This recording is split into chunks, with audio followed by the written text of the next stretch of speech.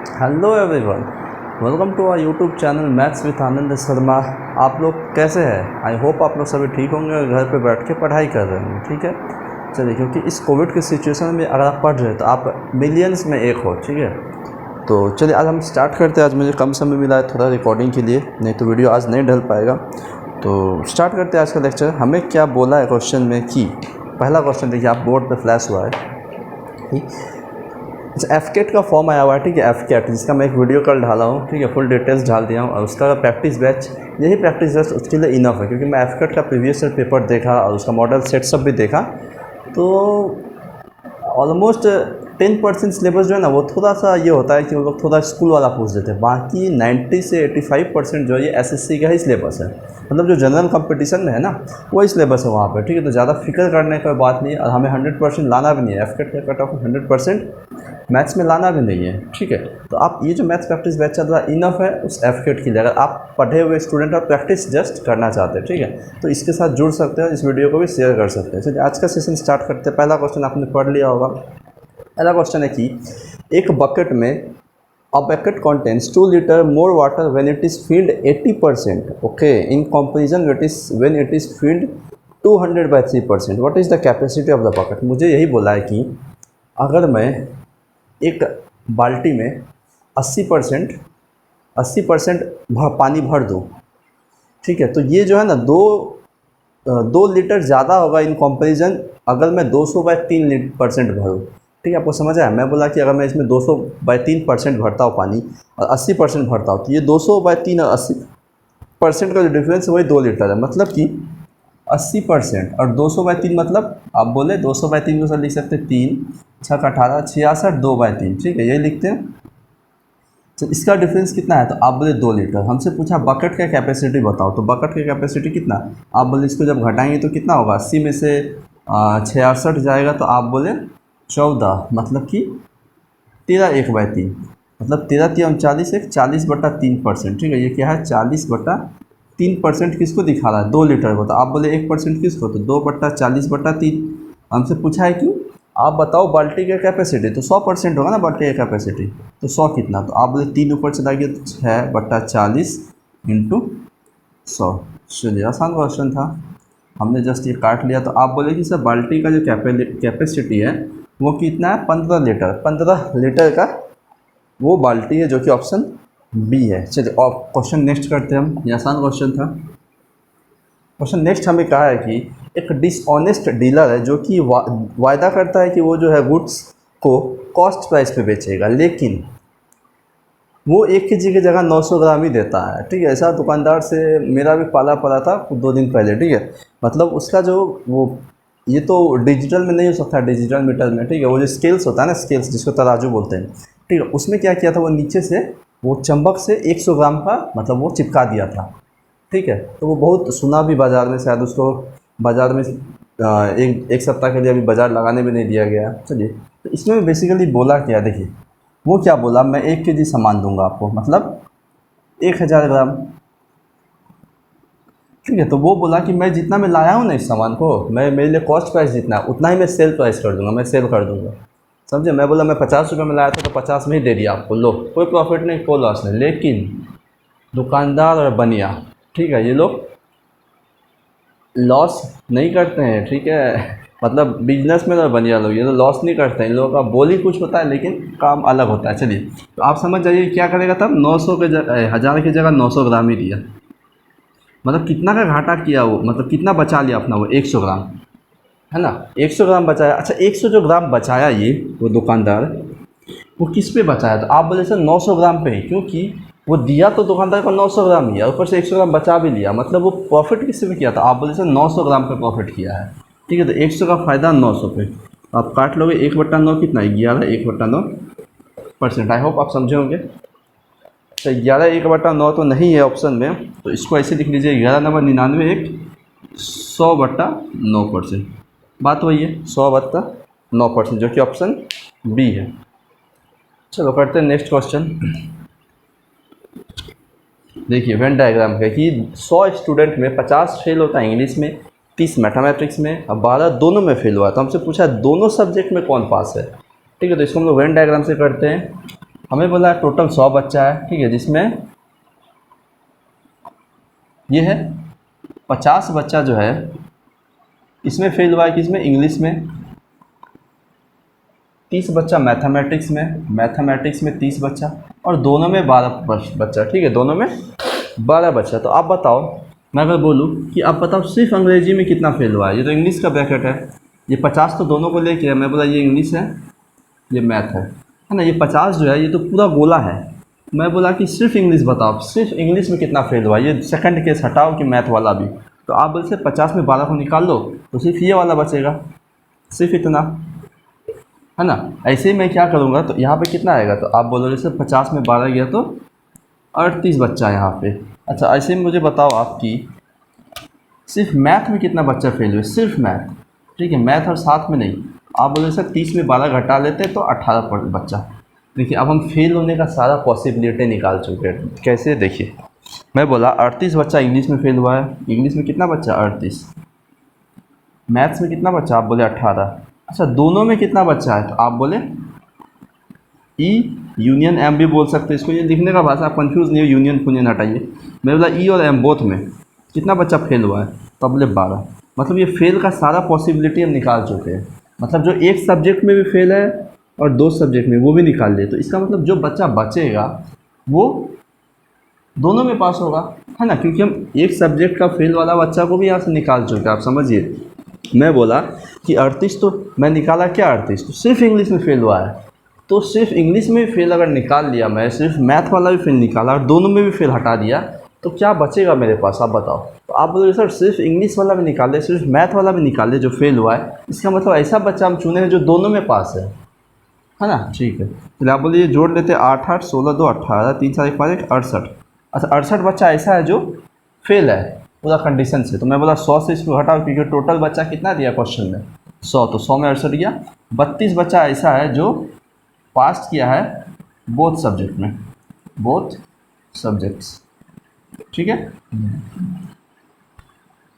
32 बच्चा ऐसा है जो दोनों सब्जेक्ट में पास किया, जो कि ऑप्शन चौथा D for Delhi is the answer. Okay, चलिए नेक्स्ट क्वेश्चन करते हैं हम। मैं इसे परसेंटेज जब पढ़ाऊंगा तो पूरा वेन डायग्राम का तर्क वितर्क दे के एकदम अच्छे लेवल से करा दूंगा।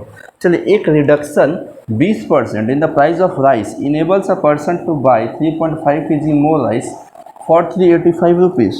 Okay, the original price of the rice is, हमें बोला है कि चावल में 20% का अगर दाम घट जाए तो एक पर्सन जो है 3.5 kg ज़्यादा ले सकता है 385 में। तो ये क्वेश्चन तो आपको पता ही हम लोग कैसे करते हैं। मैं बोला तो प्राइस में 20% घटा है, मतलब कि 20% कितना, अब 1/5, मतलब पहले 5 दाम था तो यही एक है ना 20%, 5 का 20% एक है, मतलब एक घट चुका है। तो अब कितना है प्राइस, आप बोले 4, है ना। अब प्राइस कितना है, आप बोले 4, मतलब ये किसका रेशियो है, प्राइस का, मूल्य का, ठीक है। पहले 5 था तो अब 4 है। हमें बोला है कि एक पर्सन जो है 3.5 kg ज़्यादा ले सकता है इतना रुपया में, ठीक है। अच्छा, आप बताओ प्राइस और कंजम्पशन का क्या रेशियो होता है, तो आप इन्वर्स बोलोगे, है ना, क्योंकि कोई सामान का दाम बढ़ रहा है, ठीक है, आपका खर्च उस पर इक्वल है, खर्च कांस्टेंट है, तो जो प्राइस है, जो दाम है, वो डायरेक्ट डिपेंड करेगा उसका कंजम्पशन पे, आप कितना क्वांटिटी लेते हो, है ना। आप बोले मैं 100 रुपये रहता है मेरे पास हमेशा, मैं महीना का 100 रुपये ही खर्च करूँगा, 10 रुपये किलो चीनी है, मैं 10 किलो लूँगा।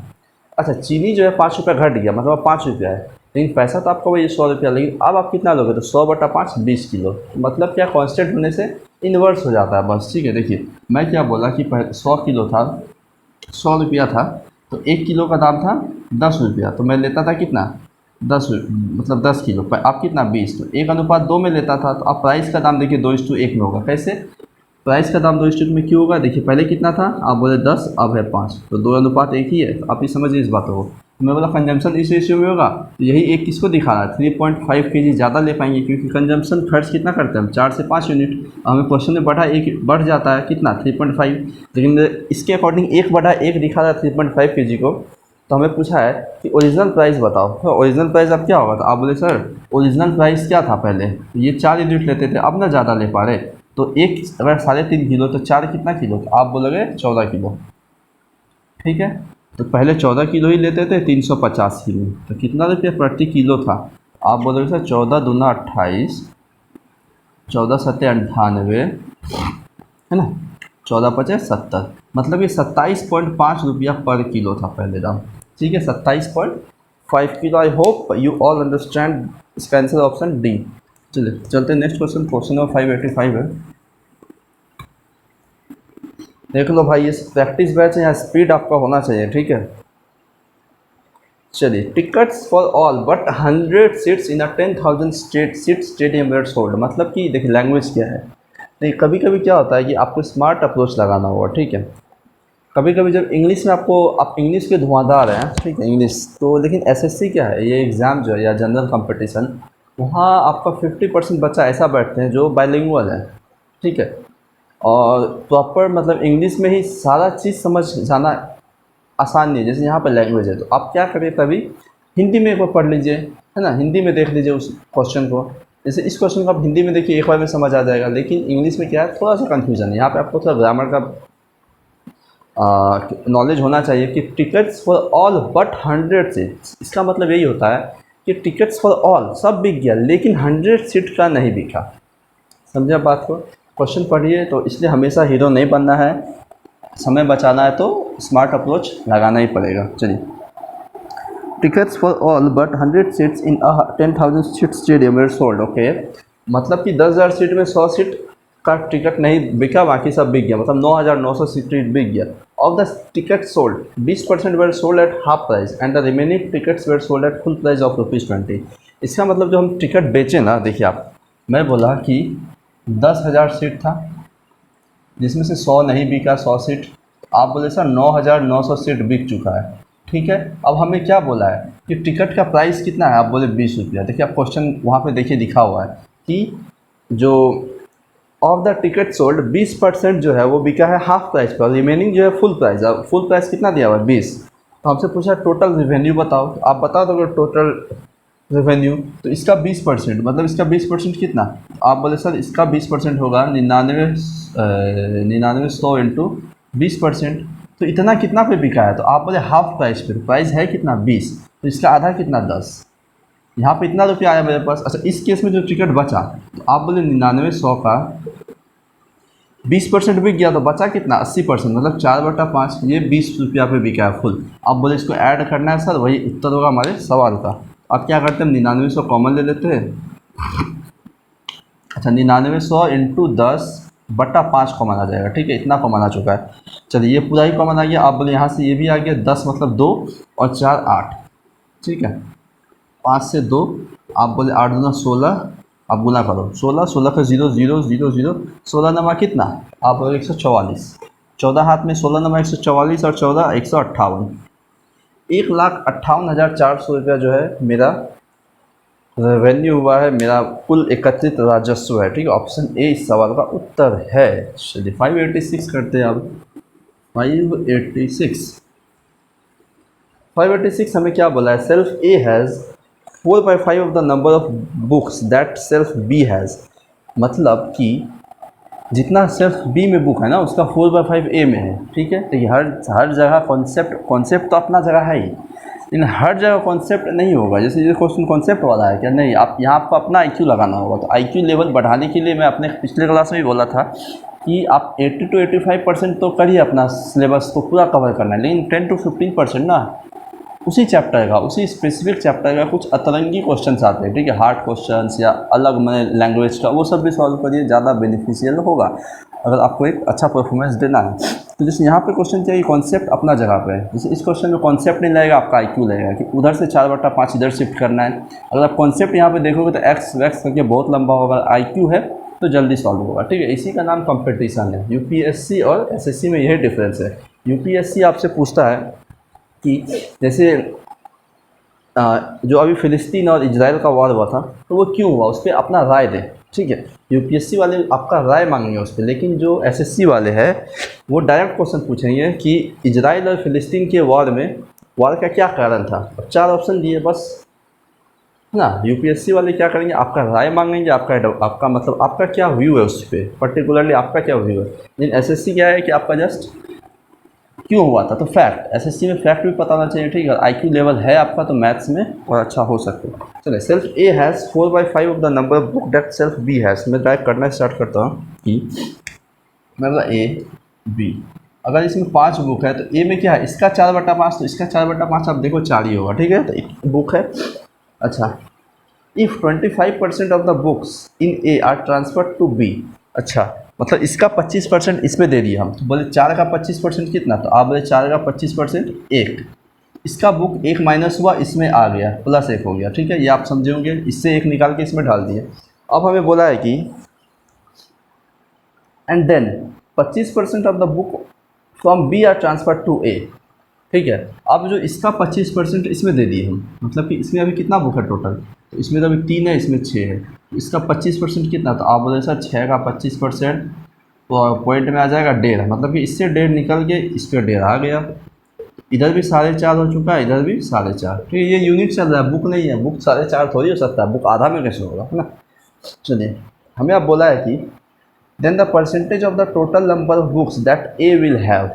तो ए के पास टोटल नंबर ऑफ बुक्स क्या होगा, तो आप बोले सर दोनों तो एक एक अनुपात में है, मतलब कि 50% इसके पास है टोटल का, 50% इसके भी पास है टोटल का, तो क्या उत्तर है 50%। चलिए, ऑप्शन बी इसका उत्तर है। आसान क्वेश्चन था। करते नेक्स्ट क्वेश्चन 587। देखिए 587 क्या बोला है कि a man has to cover a distance of 6 kilometre in 45 minutes. चलिए, 6 किलोमीटर अगर 45 मिनट्स में उसको कवर करना था, तो आप बता सकते हो उसका स्पीड क्या था। मैं बोला हाँ, 6 डिवाइडेड बाई 45 को क्या लिख सकते हैं, 3/4, 4 ऊपर चला जाएगा। आप बोले उसका जो स्पीड किलोमीटर पर आवर में वो है 8 किलोमीटर पर आवर, है ना, स्पीड यही है स्पीड। चलिए, अब हमें बोला है कि if he covers 1/2 of the distance in 2/3 of the time, okay, what should be his speed to cover the remaining distance। अच्छा, if he covers half of the distance in 2/3 of the time, मतलब कि जो 6 kilometre था उसका half distance मतलब 3, 2/3 समय में, तो आप बोले 45 मिनट का 2/3 कितना, तो 30 मिनट। तो इसकी स्पीड से क्या होगा, आप बोले 3 जो है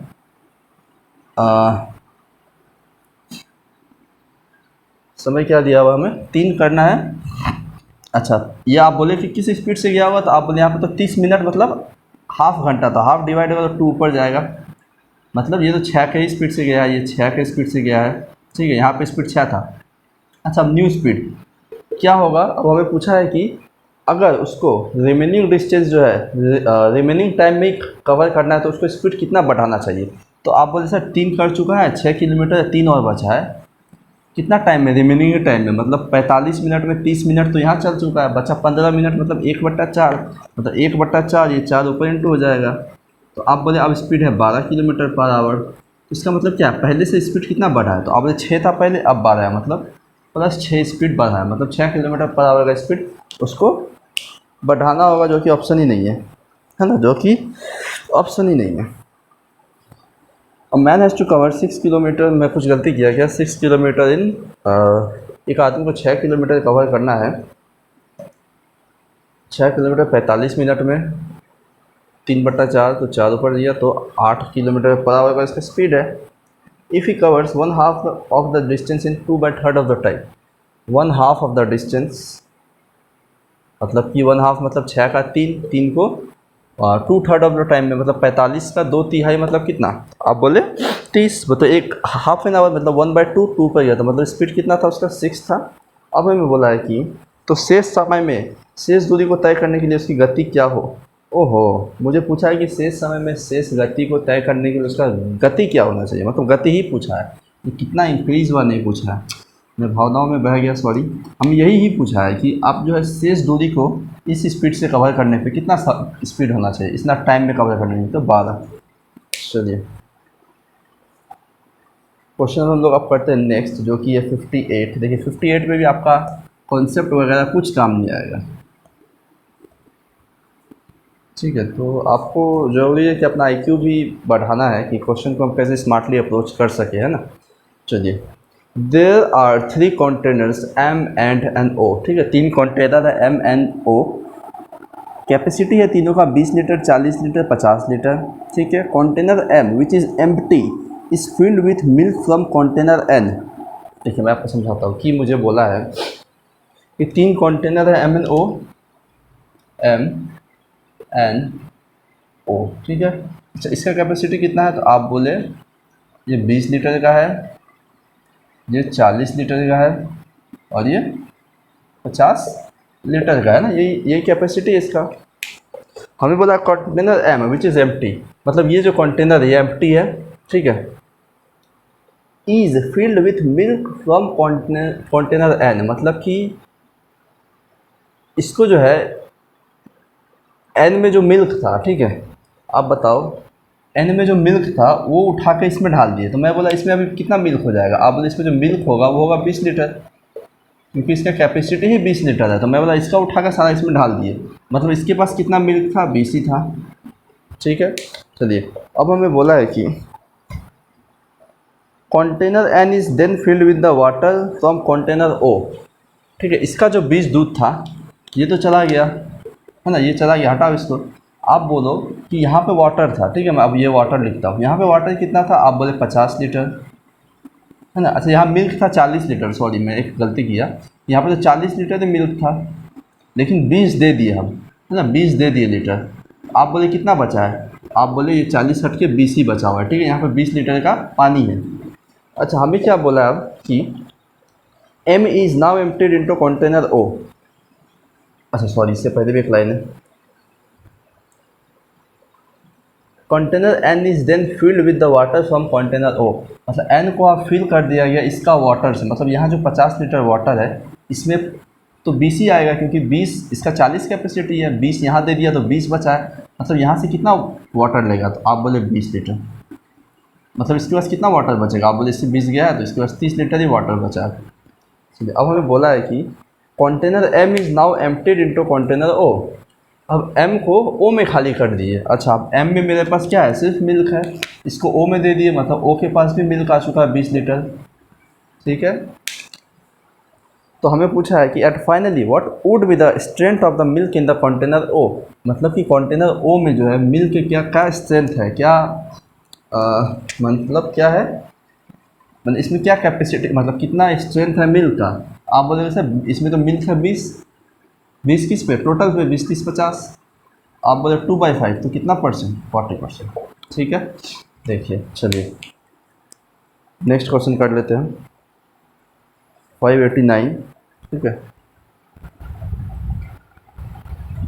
589 देखते क्या है।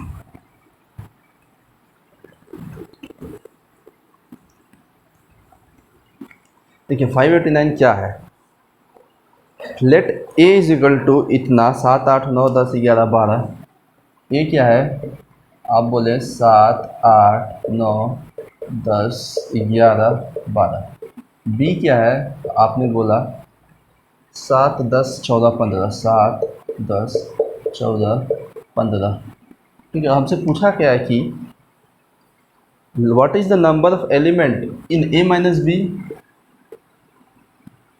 कॉमा बी माइनस ए, ठीक है। देखो ये एलिमेंट्स का क्वेश्चन है, ठीक है, ये एनटीपीसी में पूछा गया था, एफकेट में भी पूछा जा सकता है ना। अब कुछ बच्चे सोच रहे होंगे ये क्या क्वेश्चन है, ये तो आएगा ही नहीं, ये सिलेबस के बाहर है, ठीक है। तो ऐसा नहीं है, देखो स्टाफ सिलेक्शन कमीशन इतना बेवकूफ़ नहीं है, वो अपना सिलेबस में क्या लिखता है, या रेलवे ही मान लो अपना सिलेबस में क्या लिखता है, सारा लिख दिया, percentage, profit and loss ratio, mixture negation, जो भी चैप्टर अलजेब्रा ट्रिग्नोमेट्री, लास्ट में क्या लिख देता है, ETC। इसका मतलब बहुत भाई बहुत लोचा है, वो आपके साथ खेल रही है। तो ये भी पूछा जा सकता है एसएससी में, अगर पूछ दिया एसएससी में तो आप क्या कर लोगे बताओ, अगर ये क्वेश्चन पूछ ही दिया एसएससी में तो आप क्या कर लोगे, कुछ नहीं, ठीक है। तो इसलिए ज़्यादा स्मार्ट नहीं बनना है, ठीक है, क्वेश्चन को स्मार्ट अप्रोच करना है, लेकिन ज़्यादा स्मार्ट नहीं बनना है। तो पूछा जा सकता है जब, और ये एनटीपीसी में पूछा गया है, ठीक है। आप प्रीवियस ईयर पेपर देखिए, रेलवे का ग्रुप डी में भी पूछा गया है इसको, ठीक है। तो चलिए हम लोग क्वेश्चन करते हैं इसको, देखो इसमें कुछ नहीं है, मैं एक चीज़ समझाता हूँ, आप बस वही याद रखो। हमें क्या बोला है कि ये दो एलिमेंट है, जब ए को बी से घटाएंगे और बी को ए से, तो उसमें एलिमेंट कितना होगा। तो इसमें आपको जस्ट यही करना होता है कि पहला क्या, ए से बी घटेगा, मतलब ए से बी को माइनस करना है, तो जो कॉमन है ना, जो इसमें कॉमन होगा उसको काट देना, और जितना नंबर बचेगा वही लिख देना। देखो मैं बोला इस ए को बी से घटाऊँ तो 7 से 7 कट जाएगा, है ना, और क्या कटेगा 10 से 10, और कुछ कटेगा क्या, और कुछ कट रहा है क्या, 7 8 9 10 11 12, 7 8 9 10 11 12, 7 10 14 15, 7 10 14 15।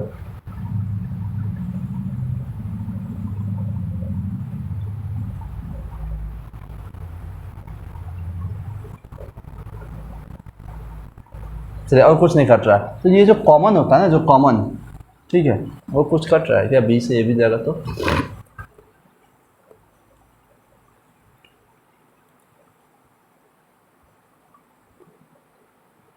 एक सेकंड रुकिएगा, एक सेकंड में कैमरा देख लूँ एक बार। चलिए कैमरा काम कर रहा है, ठीक है। अच्छा मैं क्या बोल रहा था कि I was saying that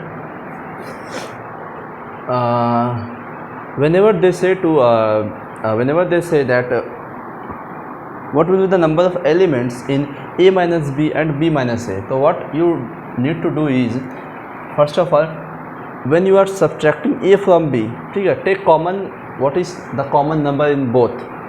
You said that 7 is both 7 is in the both element, 10 is in the both element, means they are common.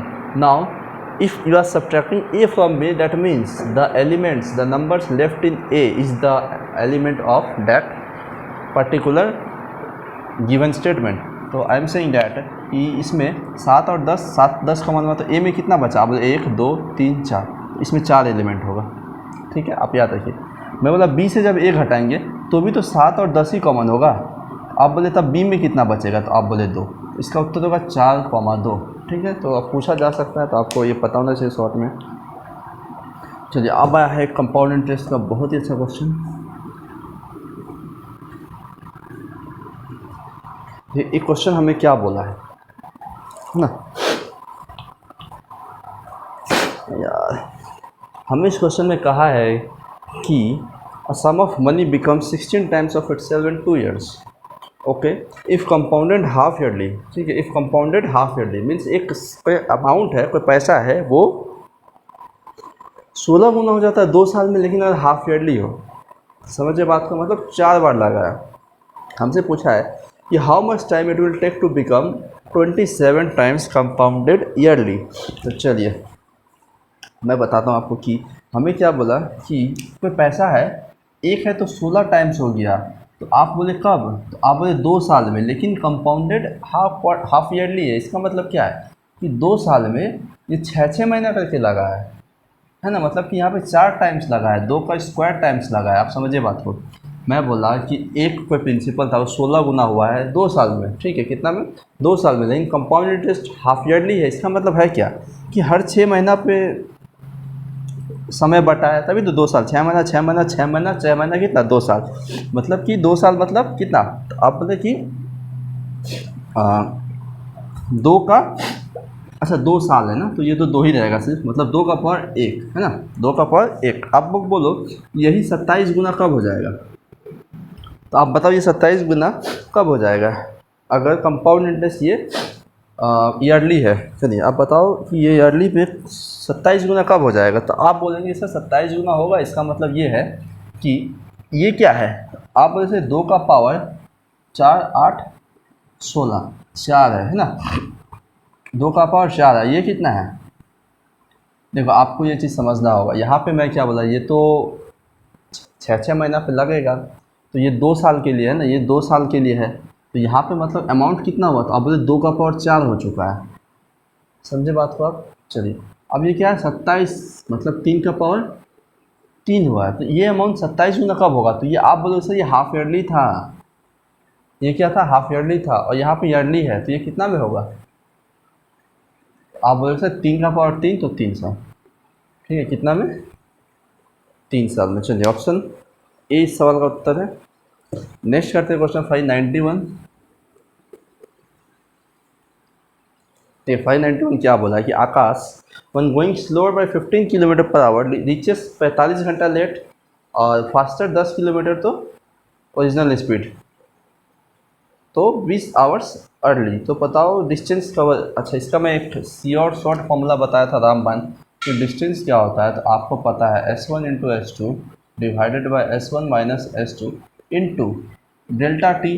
Delta T मतलब अगर सेम है लेट लेट तो माइनस होगा, लेट लेट और early है तो दोनों plus होगा। तो मुझे आप बताओ यहाँ पे कि पहला क्या है कि 15 किलोमीटर फास्ट और दूसरा है 10 किलोमीटर फास्ट, मतलब 15 इंटू 10, और 15 माइनस 10 कितना, आप बोले 5 इंटू डेल टी। पहला केस में कितना लेट है तो आप बोले 45 घंटा, और दूसरा केस में कितना अर्ली है तो 20, तो 45 और 20 कितना, आप बोले 65।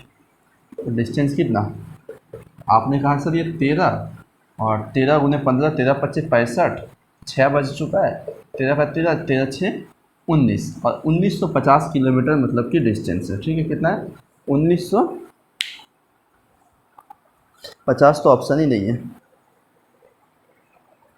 अच्छा, मतलब कि उससे हम पूछा है कि कितना डिस्टेंस कवर करता है, इसका मतलब क्या है कि 1950 तो ऑप्शन ही नहीं है, हाँ ना, 1950 तो ऑप्शन ही नहीं है। क्या गलती किया क्या हमने कुछ? हमें बोला आकाश when going slower by 15 kilometre per our reaches late by 45 hours. Okay, if he goes faster by 10 kilometre per our, तो 10 किलोमीटर पर आवर तो क्या होता है कि, एक सेकेंड,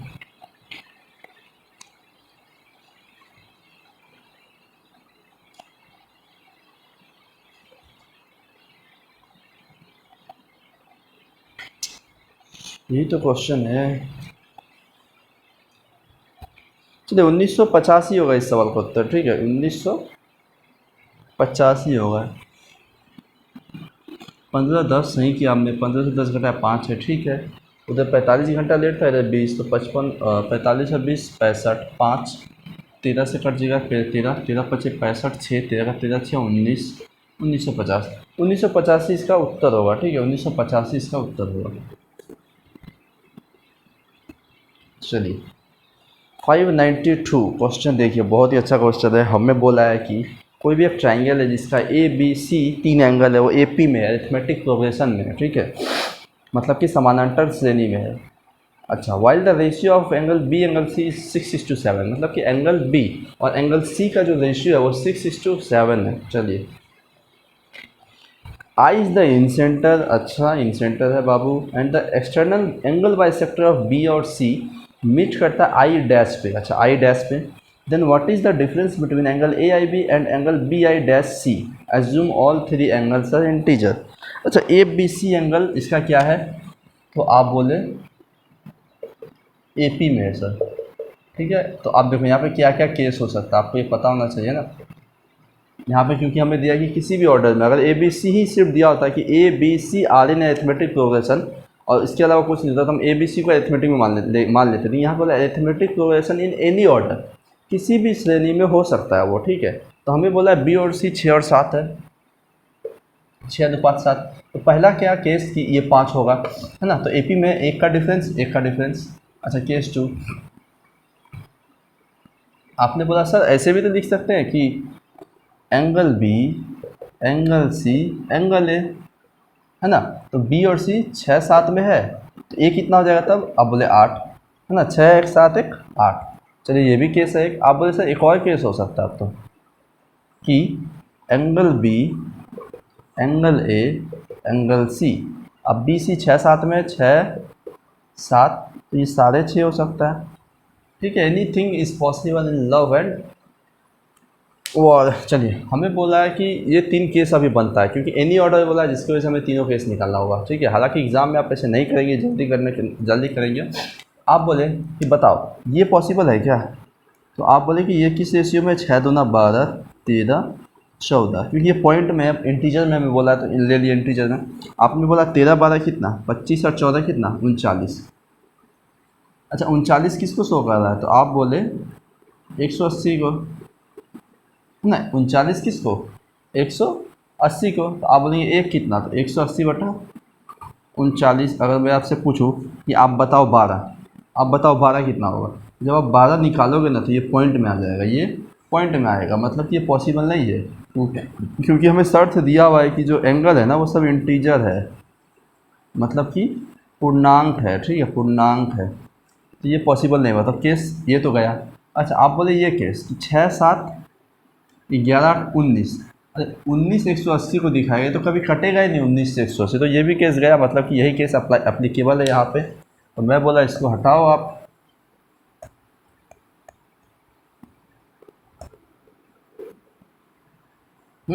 इसको हटाओ और 5 6 7 हो गया, ठीक है। इसका मतलब 5 6 11 7 18, और 18 180 को दिखाया है, मतलब कि एक 10 डिग्री को, मतलब ये 50 है, ये 60 है बी, और एंगल सी कितना है 70। अब हम फिगर बनाते हैं। हमें बोला था कि ए बी सी ट्राइंगल है और बी और सी का एक्सटर्नल बाइसेक्टर है, ठीक है। तो ऐसे फिगर बनाता हूँ मैं कि मिल जाए। आपने बोला ये एक फिगर है, इसको ए दिया मैं, इसको बी और इसको सी, ठीक है। इसका इन सेंटर है कहीं पे आई। अच्छा ये सी आगे आगे बढ़ाएं, इस बी को भी आगे बढ़ाएं, तो हमें बोला इसका एक्सटर्नल बाइसेक्टर, इसका भी एक्सटर्नल बाइसेक्टर यहाँ पे कहीं मीट करता है, ये आई डैश है, ठीक है। ये क्या है, आई डैश है, यही बोला है। और हमें बोला है कि आप बताओ डिफरेंस ए आई बी और बी आई डैश सी में। ए आई बी मीन्स ये एंगल, ए आई बी ये एंगल, और बी आई सी ये एंगल, इसमें डिफरेंस बताना मतलब अंतर बताना है, ठीक है। तो आप बताओ ए कितना है 50, ठीक है, ए कितना है 50, और इन सेंटर में क्या होता है ये बाइसेक्टर है ना, तो ये 25 हो जाएगा तब। नहीं, दो तरीका है, या तो आप इसको 25 कर लोगे, ये भी 25 है, क्योंकि इन सेंटर कब बनता है जब एंगल बाइसेक्टर हो, तो 25 25, और एंगल बी कितना है 60, मतलब ये 30 और ये भी 30, तो 25 और 30 कितना, तो आप बोले 55, तो ये कितना बच गया, आप कहेंगे कि 60 से 2 125, ये 125 है, ठीक है। या तो एक तरीका ये था 125 निकालने का, या एक ये है कि मैं इसको मिटाया, मुझे बोला ये 50 है, मुझे बोला ये 60 है, तो आप बोलिए 50 ये 60, तो कितना 110, तो ये कितना बचा, आप बोले 70। और इन सेंटर में क्या होता है कि 90 प्लस इसका आधा 70/2, तो आप जब 90 प्लस 35 करोगे तो भी 125 आया, ठीक है, ये आ चुका है। अच्छा एक्स सेंटर पे क्या होता है, तो आप बोले एक्स सेंटर पे होता है सर 90 माइनस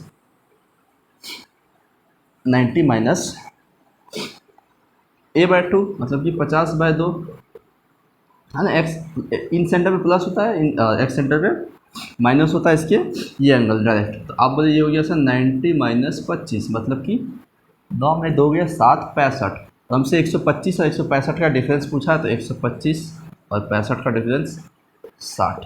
इस सवाल का उत्तर क्या है 60। चलिए इस सवाल को आप समझ गए होंगे, अच्छा क्वेश्चन था, ठीक है, बहुत ही बेहतरीन क्वेश्चन था ये।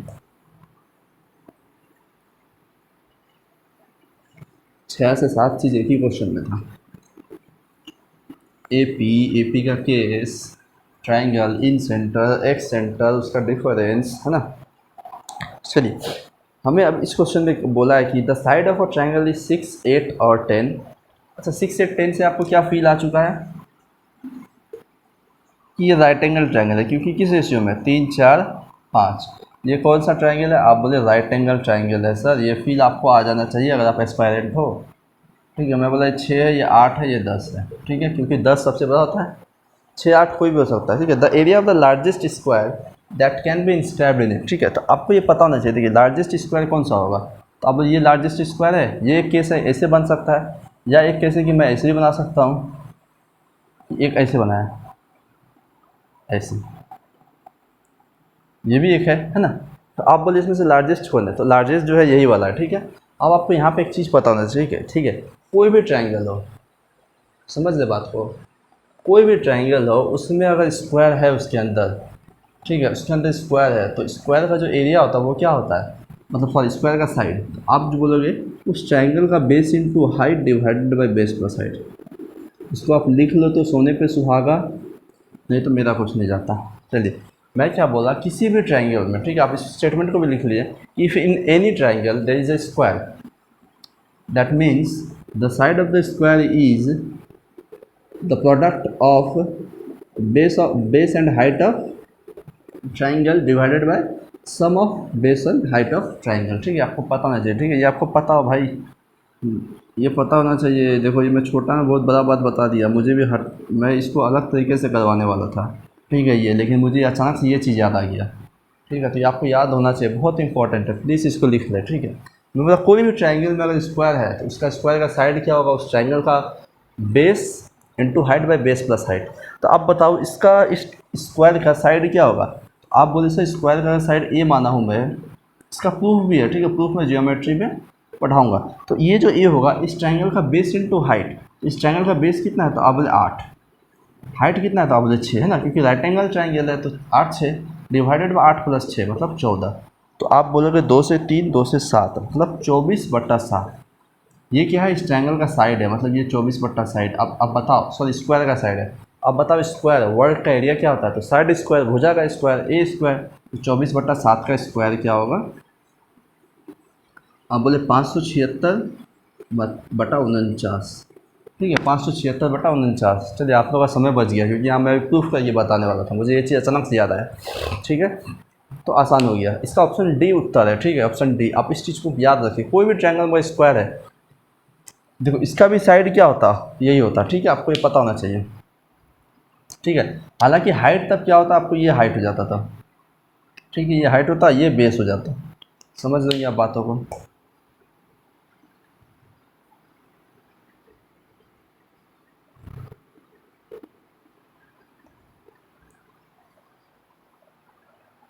क्वेश्चन नंबर, इसमें हमें एक फिगर दिया हुआ है और 3 लेंथ दे दिया, हमें एक ट्रायंगल दिया हुआ है, ये ऐसे है, और 8 20, ये ए है, ये बी है, ये सी है और ये डी है। हमें दिया ये 8 है, 20 है, 16 है, ये 8 है, ये 20 है और ये सिर्फ 16 है ना। ये दिया है कि बी डी 8, बी डी जलेले जिगर से पिया। बी डी 8 है, बी सी 20 है और आपका सी डी 16 है। और हमसे पूछा है पेरीमीटर बताओ ए बी डी का, इसका मतलब ये भी चाहिए, ये भी चाहिए। ठीक है, और हमें दिया एंगल कोई कॉमन है जो कि सी बी डी और सी ए बी है। तो सी बी डी मतलब कि C B D, B D, B D, बीडो, सी बी डी। अच्छा, ये एंगल और सी बी डी और सी बी ए मतलब कि C A B, sorry C A B, ये कॉमन, मतलब ये एंगल कॉमन है। ठीक है, अच्छा अब बताओ ये दोनों एंगल कॉमन इस ट्रायंगल में। अच्छा मैं बोलूँ ये ट्रायंगल में और ये ट्रायंगल में, पूरा बड़े वाले में, ये वाला भी क्या कॉमन है। तो हाँ, क्योंकि ये जो है ये पूरा में ये है और इस छोटे वाले में भी ये है, तो तीसरा जो बचा मैं बोले अल्फ़ा है। अब इस बड़े वाले में जो बचेगा वो अल्फ़ा, मतलब ये और ये, तो ये पूरा अल्फ़ा। समझे बातों का, सिमिलैरिटी लगाया मैं कि मुझे बोला था ये एंगल कॉमन है। ठीक है, अब मैं देखा कि ये पूरे ट्रायंगल में ये एंगल और इस ट्रायंगल में भी ये एंगल है, मतलब ये एंगल दोनों में कॉमन है, तो ये मैं कॉमन माना। तो आप बोले जो तीसरा बचा वो दोनों में सेम होगा, तो मैं बोला इसमें कौन सा बचा, ये हो चुका है तो अल्फ़ा, इसमें कौन सा बचा, तो आप बोले ये और ये हो चुका है तो ये पूरा अल्फ़ा। ठीक है, बड़े वाले में। चलिए अब हमसे पूछा है कि आप पेरीमीटर बताओ ए बी डी का, मतलब मुझे चाहिए सब, ये ए डी चाहिए और ए बी चाहिए। ठीक है, मैं सबसे पहले क्या निकालता हूँ कि सिमिलैरिटी का लिख लेते हैं कि अल्फ़ा इस बड़े ट्रायंगल में अल्फ़ा क्या क्या था, आप बोले A D plus 16 divided by इस ट्रायंगल अल्फ़ा के सामने क्या है तो 20 बराबर, बड़े ट्रायंगल में इसके आगे क्या है तो आप बोले 20, बड़े ट्रायंगल में इसके छोटे ट्रायंगल में इसके आगे क्या है तो आप बोले 16। अच्छा बराबर, और एक एंगल कौन सा बचा है तो आप बोलेंगे अल्फ़ा हो चुका है, ये हो चुका है, ये वाला बचा है ना, यही बचा है। अच्छा ये करते हैं, पहले यहाँ से हम क्या निकालते हैं, ए डी आ जाएगा। ठीक है, आप बोले 4 से 4, 4 से 5, 4 से ये 5, और 5 बचे 25 और 16 से 25 गया तो 9, मतलब ए डी कितना तो 9, ए डी 9 है, मतलब ये 9 है।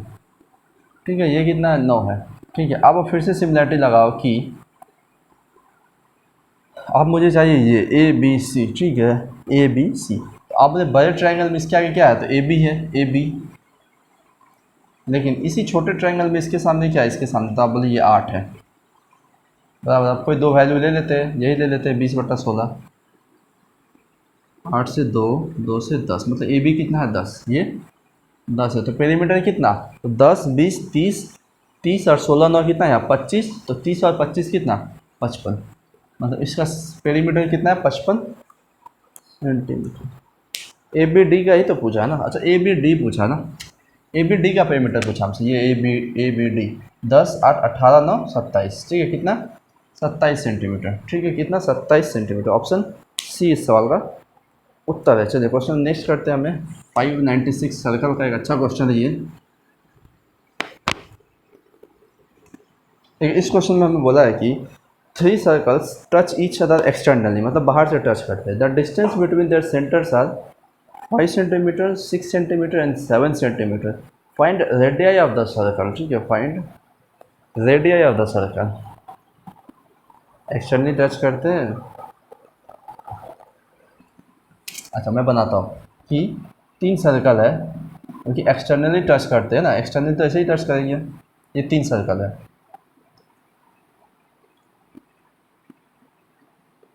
ये 3 सर्कल है। अच्छा ये इसका सेंटर है, ये इसका सेंटर है और ये इसका सेंटर है। और हमें बोला है कि तीनों का जो डिस्टेंस है सेंटर का वो अलग अलग है। कितना है?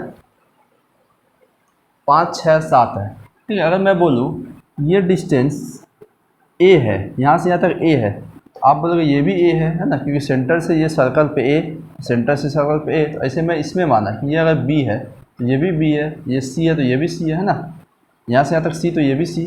तो हम क्या देखें कि यहाँ पर अगर मैं सबको जोड़ लूँ तो आप बोलोगे सर आएगा twice of A plus B plus C, है ना, क्योंकि ए भी 2 बार, बी भी 2 बार, सी भी 2 बार, मतलब 2 गुना of A plus B plus C. अच्छा, और हमें distance between their centre is 5, 6, 7, मतलब कि ये सेंटर 5 था, यहाँ से यहाँ तक 6 था, यहाँ से यहाँ तक 7 था। इसका मतलब है कि हम लोग जोड़े हैं तो वो 5, 6, 7 भी जुटेगा। तो आप बोले 5 + 6 + 7। ठीक है, तो यहाँ से मैं बोला कि ए प्लस बी प्लस सी कितना, तो आप बोले 6, 5, 11, 7, 18। ठीक है, यही आया। चलिए यही आया। और मैं माना था कि मैं इसको 5 माना था, इसको, ये डिस्टेंस 5 है, ये 6 है और ये 7 है। ठीक है, ये डिस्टेंस हमें दिया था। तो आप बताओ ए प्लस बी प्लस सी अगर 18 है, हमें तीनों का अलग अलग रेडियस पूछा, मतलब मुझे ए का वैल्यू चाहिए, बी का चाहिए और सी का चाहिए। तो आप बताओ कि ए का चाहिए तो मैं इसमें से क्या हटाऊँ? बी प्लस सी। तो बी प्लस सी कैसे हटेगा? तो आप बोले ये बी सी, मतलब ये बी प्लस सी है पूरा। तो आप बोले बी प्लस सी 6 है, तो 18 में 6 निकालो तो कौन बचेगा? तो आप बोले ए। तो 18 में 6 गया तो 12, मतलब ए कितना है? 12, ये 12 है। क्या बोल रहे भाई, कुछ गड़बड़ है? 12 कैसे होगा? तब तो ये 5 ही है, मैं नेगेटिव हो जाएगा। 6, 5, 11, 7, 18। ठीक ही तो किया हमने, है ना। क्वेश्चन भी यही है कि 3 साइड्स ऑफ ए सर्कल, 5, 6, 7। कुछ गलती हुआ है क्या भाइयों? 5, 6, 7। अच्छा मैं बोला ए है, ए है तो twice of A plus plus C. 5, 6, 7, 5, 6, 7, 5, 6, 11, 7, 18। ओ ये twice of A B C था ना यार, ये तो 2 गुना था, तो यहाँ भी तो 2 आता। ये 2 से काट के 9 आ जाता, मतलब ए प्लस बी प्लस सी 9 है। ठीक है, आप समझे। चलिए तो ए कितना? तो अब बी सी हटाओ, बी प्लस सी कितना? 6, 9 में 6 हटा 3। चलिए अब बी कितना? तो बी बोले तो ए प्लस बी हटाओ, तो ए प्लस बी मतलब 7 हटाओ, तो 9 में 7 गया 2। अच्छा सी मतलब ए प्लस बी हटाओ, ए नहीं नहीं सी मतलब, मैं गलती किया, बी मतलब ए प्लस सी हटाओ, तो 5 हटता तो 2। अच्छा तो 4 होता ना, ये तो ए और सी तो 5 है, तो 9 में 5 ये 4, ये 2, मतलब कि 3, 4, 2 है, जो कि ऑप्शन ए है। ठीक है, इसमें तो आपको फॉर्म में नहीं दिया हुआ है, तो इसको आप सजा लें कि 2, 3, 4 ही इसका उत्तर है। ठीक है, 2, 3, 4। चलिए नेक्स्ट करते हैं हम लोग क्वेश्चन 597। देखिए आज का क्वेश्चन भी अच्छा अच्छा है, एकदम माइंड को रिफ्रेश करने वाला क्वेश्चन है। हाँ वो रिफ्रेश करें, मैं कैमरा देखूँ। ये ठीक है, बहुत लंबा हो जा रहा है ये वीडियो। देखिए ए बी सी डी जो साइक्लिक क्वाड्रिलेटरल, ठीक है, ए बी सी डी जो साइक्लिक क्वाड्रिलेटरल बना लेते हैं कि ए बी सी डी एक साइक्लिक क्वाड्रिलेटरल है।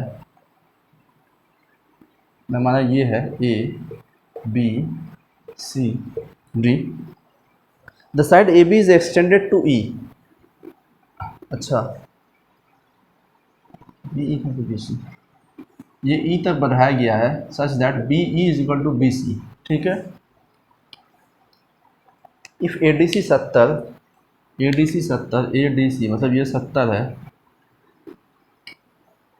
बी ए डी 95 है, ये 95 है, बी ए डी देखो क्वेश्चन में दिया हुआ है, देन डी सी ई, डी सी ई मतलब अगर इसको मिला दे, हमसे पूछा ये एंगल बताओ, तो ये तो आसानी है। मैं बोला 70, तो ये कितना, साइक्लिक क्वाड्रिलेटर में अपोजिट साइड का सम 180 होता है, तो ये 70 तो 110, ये 95, तो ये कितना, आप बोले 95 तो 180 होता है, तो 180 में 95 जाएगा तो 80 और 5 85, ये सिर्फ 50 है ना। अब ये 110 है, मतलब ये 70 रहा होगा।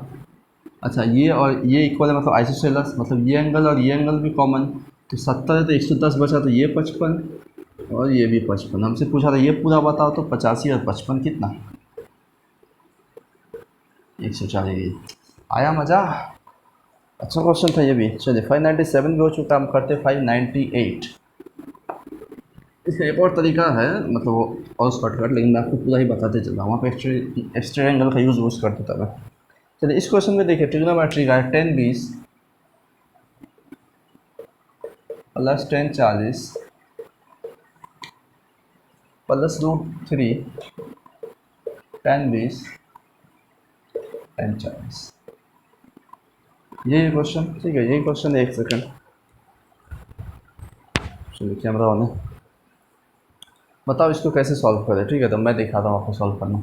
कि मैं बोला यहाँ देखो 20 40 है, ठीक है, और मैं आपसे पूछूं कि आप मुझे बताओ कि 10 40 प्लस 20 क्या होगा। आप बोले सर ये 10a+b ये फॉर्मूला है, 10a+b, तो 10a+b क्या होता है, तो आप बोले सर 10a+b होता है 10a + 10b divided by 1 - 10a 10b, है ना। अच्छा यहाँ पे देखो 10 20 और 10 40 है, 10 20 और 10 40 है, मतलब 10 20 और 10 40 का अगर मैं यहाँ से वैल्यू निकालूँ प्लस 10 40 का, आप बोलोगे अच्छा ये 40 20 कितना 60, और 10 60 कितना था √3, तो √3 ये इधर आके इंटू होगा, तो √3 में ये इंटू होगा, तो √3 माइनस फिर √3 इंटू 10 20।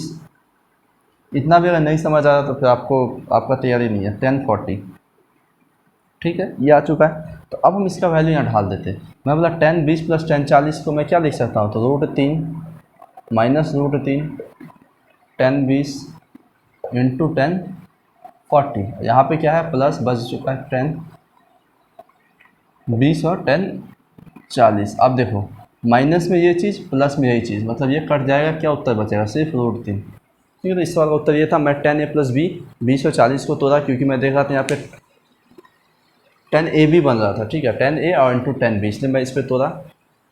चलिए आपको समझ आया होगा। बाकी ये सब क्वेश्चन का प्रैक्टिस से याद रखिए एकदम।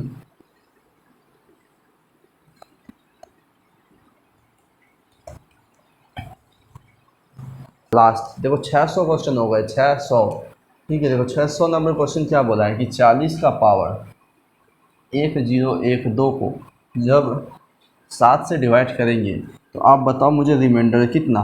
ठीक है, तो आपको पता है रिमाइंडर कितना, 7 का आप बोले टोसेंट फंक्शन कितना, टोसेंट पढ़े आप 6, मतलब कि 40 का पावर अगर 6 हो और ये 7 से डिवाइड दो तो रिमाइंडर कितना आता है 1। लेकिन यहाँ 6 है, लेकिन यहाँ पावर और है, तो मैं बोला 1, इसको आप लिख लेते हैं 1 4 1 36 5 2 छोटे 48, और 40 का पावर 4 बच गया एक्स्ट्रा, है ना। जब आप इसको इंटू करोगे तो आप बोले सर कितना 8 6 48 6 6 36 4 0, हाथ में बच गया 4 6 4 10, 1008 आता है यहाँ पे, पूरा 1008 आएगा, लेकिन 1012 है, मतलब 40 का पावर 4 बचा हुआ है, ठीक है। चलिए अब बोले 7 का टोसेंट फंक्शन 6, मतलब ये कट के रिमाइंडर 1। अब देखिए 40 का पावर 4 बचा है सिर्फ 7 से, ठीक है, 40 का पावर 4 बचा है सिर्फ 7 से। अब बताओ क्या यूज़ करें हम यहाँ पे, क्या यूज़ करें। तो मैं बोला कि 40 का पावर 4 है ना। अच्छा मैं इस 40 का 40 को क्या लिख सकता हूँ, तो आप बोले सर इसको मैं लिखूँगा 7 6 42 -2 का पावर 4, ये लिख सकता हूँ। आप बोले सर एकदम लिख सकते हैं, कोई प्रॉब्लम ही नहीं है इसको लिखने में। तो आप देखिए आपकी 7 गुने 6, 7 का कोई भी मल्टीपल तो इससे कट जाएगा, और रिमाइंडर कितना है 0। अच्छा -2 का पावर 4, तो 2 का पावर 4 कितना 16, लेकिन -16 है, तो आप 7 से जब डिवाइड दोगे -16 को, तो आप बोले सर -2 आया, लेकिन रिमाइंडर -2 में नहीं होता है, इसलिए हम क्या करते हैं उस डिवाइडर से ही -2 को घटा लेते हैं, तो 7 से ही घटा लेने से 5, रिमाइंडर क्या है इस सवाल का उत्तर? ऑप्शन ए है 5। तो आज के लिए इतना ही था, ठीक है। और इस वीडियो को शेयर करिए। 600 क्वेश्चन हो चुका है। एफटेट वाले आपके जितने भी साथियाँ हैं, उनको साथियाँ हैं जो भी, उनको शेयर करिए उनको, क्योंकि उनको भी ये बेनिफिट मिलने वाला है इसका, ठीक है। बाकी हमारा प्लेलिस्ट है, उसको भी आप शेयर करिए। वीडियो को देखें, यहाँ हमारा फोटो है, उस पर आप क्लिक करके सब्सक्राइब कर लो। आज के लिए इतना रखते हैं, सेशन में वाइंड अप करते हैं। धन्यवाद और नमस्कार।